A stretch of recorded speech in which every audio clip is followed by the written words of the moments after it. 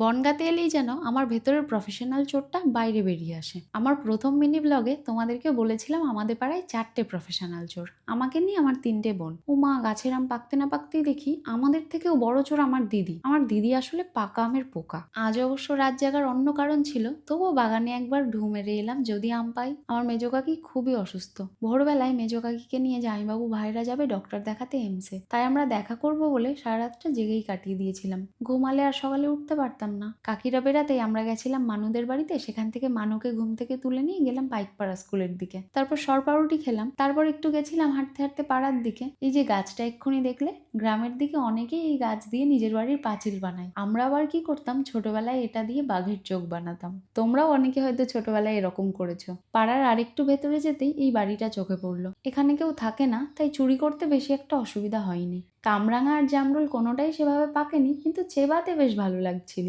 তাহলে এবার তোমরাই বলো, চারিদিকে এত ফল ফুল গাছ দেখলে কার না ভেতরের চোর বেরিয়ে আসবে। দেখো কাণ্ড, শুধু চুরি করেই হয়নি, আবার পকেট ভর্তি করে বাড়িতেও নিয়ে যেতে হবে। উত্তরা আবার কানে কানে বলে কি, এদি রোজ ভোরবেলায় হাঁটতে বেরিয়ে চুরি করব। হ্যাঁ, আমি একটু ঘাস পাতার ভিডিও করছিলাম, এর মধ্যে কুসুম একটা লোকের বড় সাইজের আম চুরি করে পালিয়েছে। বাড়িতে গিয়ে সেজো কাকিকে এসব কথা বলতেই কাকি অমনি মুখটাকে গম্ভীর করে বলে কি, দেখবি একদিন ওরা তোদেরকে বেঁধে রাখবে পাড়ায়।